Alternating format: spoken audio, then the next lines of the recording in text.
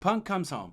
Heyman wants out, a big-time debut, and a shocking update on the status of the Tribal Chief. We're talking about Friday Night SmackDown, live from Chicago. This is About Last Night on Rumble Rewind.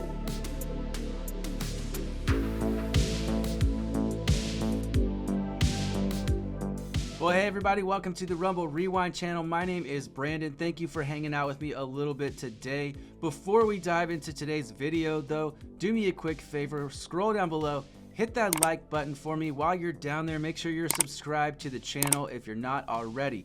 We're pushing for our first 200 subscribers. That's our first goal. And when we get there, we'll be doing the best giveaway in the world. So you want to make sure that you are subscribed so that you're eligible for that giveaway. And if you want to stay up to date on all the information and make sure you never miss an upload from Rumble Rewind, go ahead and make sure you've got those post notifications turned on as well. All right, let's jump right into this episode of SmackDown. It was pretty good, pretty newsworthy in certain areas, so let's just get right into it. Now, as I said, we are live from Chicago, and so you know who is gonna start this thing off. That's right, CM Punk. He would open up the show with a promo. As he is in the middle of talking, Paul Heyman would come out, and Paul would enter the ring, telling CM Punk that he needs a favor. He would like for Punk to leave before the Bloodline comes out and attacks him.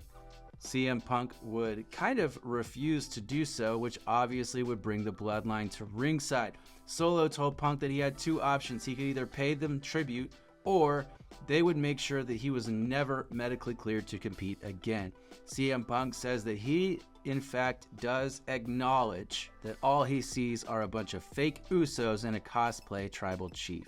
The Bloodline would move towards the ring to attack, but this would bring Cody Rhodes and two baseball bats into the ring, and they would kind of chase off the Bloodline. Now, before the Bloodline left the arena, Cody would challenge Solo to a match later in the evening. Solo would accept, and that will end up being our main event. So we'll talk more about that later, but let's stick with the CM Punk story for now. Later in the episode, we would see Grayson Waller being interviewed backstage regarding his relationship with Austin Theory. DIY would interrupt this interview and begin to, again, assert that Grayson Waller is just in it for himself. Now, before this interview could be finished, we hear some banging on one of the doors. Security would open this door, and we would see Drew McIntyre standing over a bloodied and beaten down CM Punk. Drew would pick CM Punk up, carry him into the arena, and drop him onto the stage.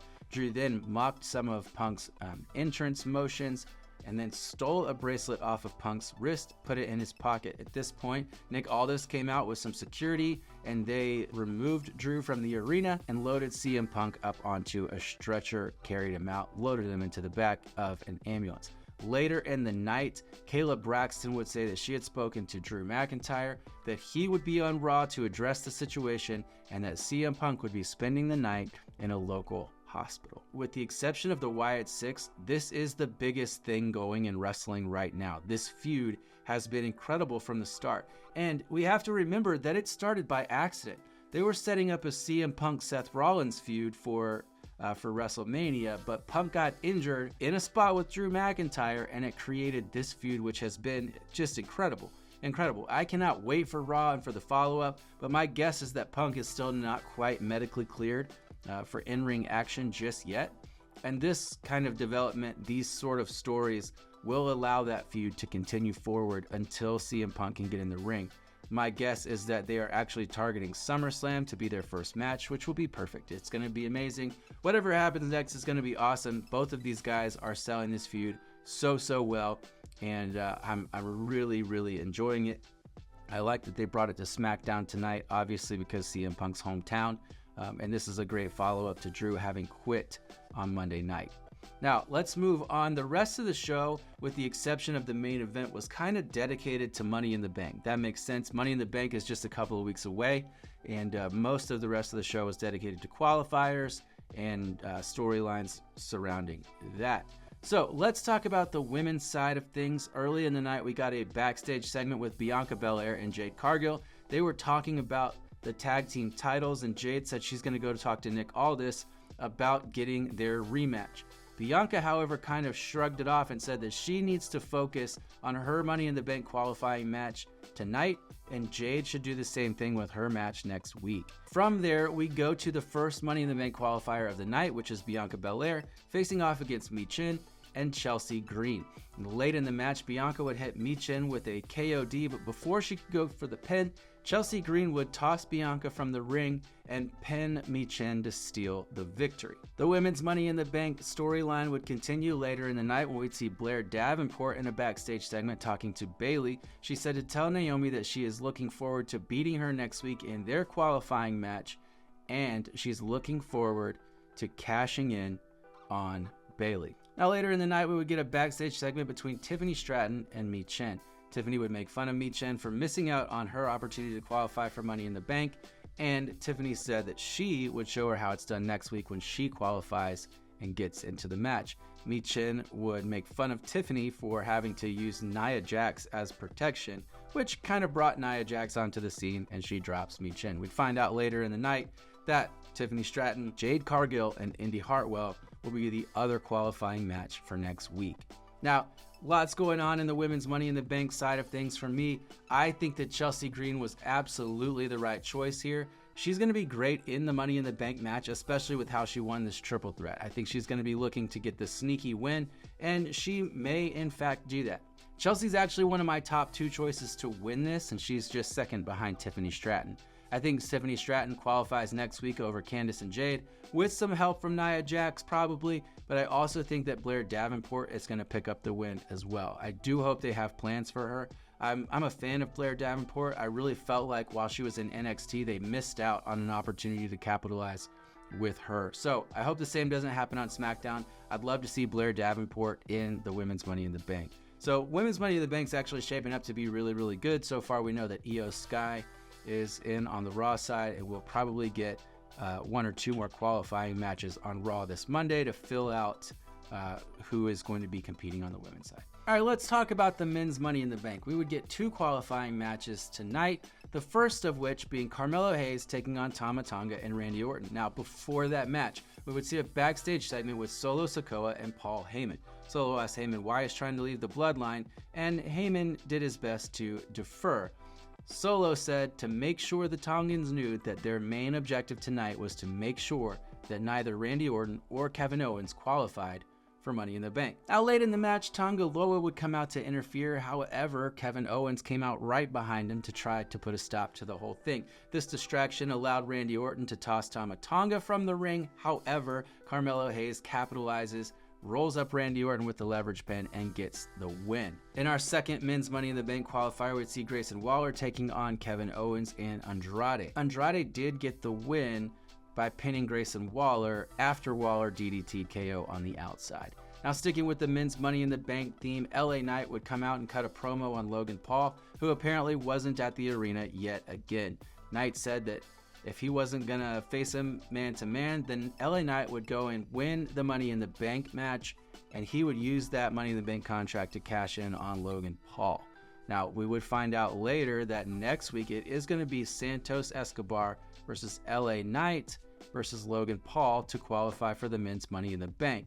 This promo, though, would bring Santos to the ring, who would begin to cut a promo. However, LA Knight would interrupt him by hitting him with a BFT. In all of the confusion, Logan Paul actually makes his way to the ring, attacks LA Knight from behind, and hits him with the titanium reinforced right hand to knock him out. So, Logan Paul stands tall in the ring and says that LA Knight has no shot at winning his championship.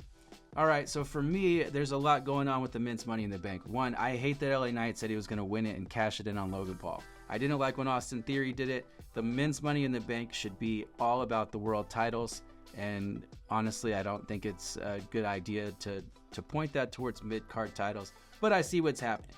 Next week, we will get that 3-way match between Santos, LA Knight, and Logan Paul. Somehow, Logan Paul and LA Knight are going to cost each other that match, and Santos Escobar will win it, which I'm excited to see Santos in that match. I think he's going to be a really good addition to it, but unfortunately for Santos right now, he's getting so buried so often that even in winning a qualifier, I think he has a very little chance of actually winning the Money in the Bank match.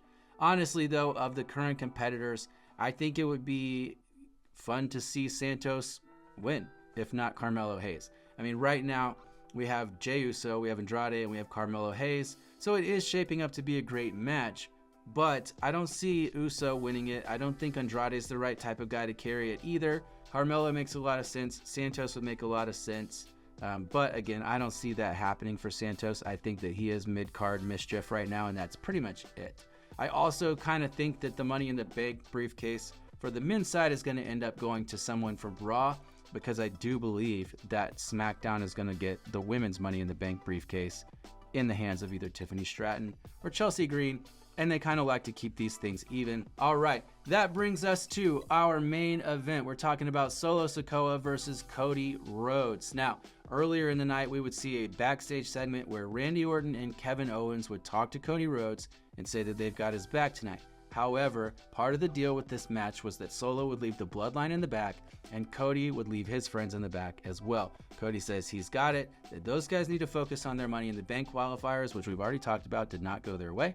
But Cody said he has a plan. Right before the match, we would see Solo Sikoa and Paul Heyman speaking at gorilla position. Paul Heyman told Solo that he's overstepping, that he's going outside of what he's supposed to be doing. He said that the tribal chief is supposed to be coming back soon, but Solo interrupts him and says, "Wise man, I hate to be the one to tell you this, but Roman Reigns is not coming back." This would take us into the match. Now, only a minute and a half in, Tama Tonga and Tonga Loa would attack Cody Rhodes. The beatdown is on, and the match is off. This, of course, would bring Kevin Owens and Randy Orton out, and they would clear the Tongans from the ring. Again, the Bloodline begins to look super weak, and all of a sudden, you've got all three faces with Solo Sikoa kind of trapped in the corner, and Solo begins pleading for his life. He's trying to get the faces not to attack him. All of a sudden, his fear switches to this mischievous smile.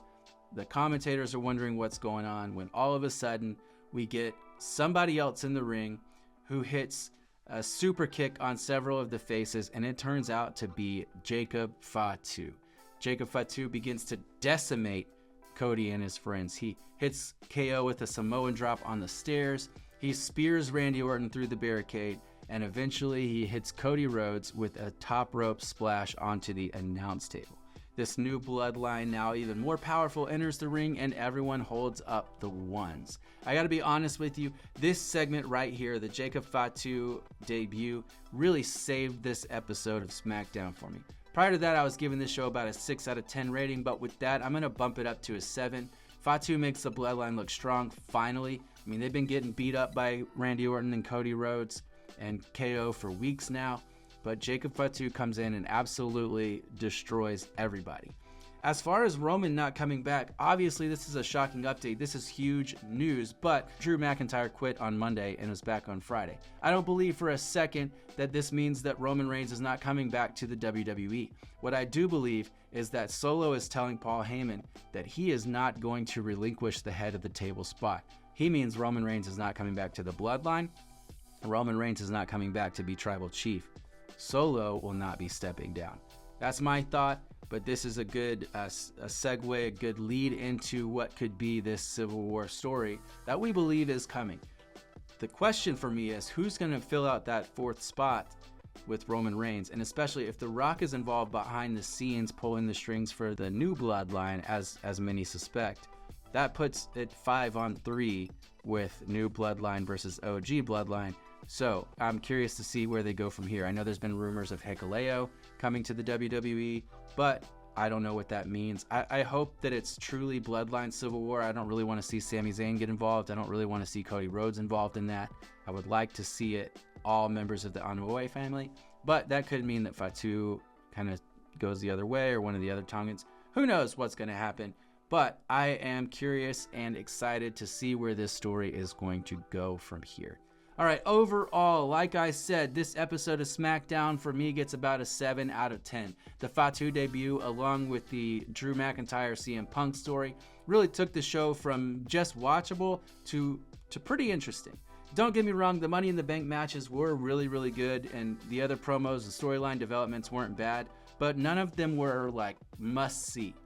And that brings us to Brand Wars. This week's Brand Wars winner is Monday Night Raw. With the debut of the Wyatt Six, with Seth Rollins returning, with the Drew McIntyre story really picking up, the Alpha Academy breakup, this was one of the most must-see episodes of WWE TV in quite some time. So congratulations to Monday Night Raw for winning this week's episode of Brand Wars. Looking forward to see where we go from here. But for SmackDown and for NXT this week, they were both just kind of okay. And so I'm hoping that they begin to pick up next week, that they get some sort of life in them. I don't know how SmackDown can compete with Monday Night Raw having both the Wyatt Six and the Drew McIntyre CM Punk story kind of dedicated over there. SmackDown doesn't have anything that's that interesting right now. And so I'm curious to see what they can do to compete other than bringing the Raw stories onto SmackDown. But what do you think? Tell me in the comments. How would you rate this episode of SmackDown? Do you agree that Raw is the winner of this week's Brand Wars? And what can SmackDown do to compete with Monday Night Raw going forward? Well, that is it for today. Thanks for hanging out with me for a bit on Rumble Rewind. Before you go, make sure you hit that like button for me, and if you're not already, subscribe to the channel so you're eligible for the best giveaway in the world. Remember, at 200 subscribers, we are giving away a CM Punk t-shirt and hat, and I want you to be eligible for that. So also, turn on your post notifications so you never miss an upload, and you can stay up to date on all of the latest information regarding the giveaway. And if you want to find out why this week's episode of Monday Night Raw was so must-see, make sure you click that video right there. I will tell you all about it. It was absolutely can't miss. But once again, thanks for hanging out with me on Rumble Rewind. We'll see you on the next one.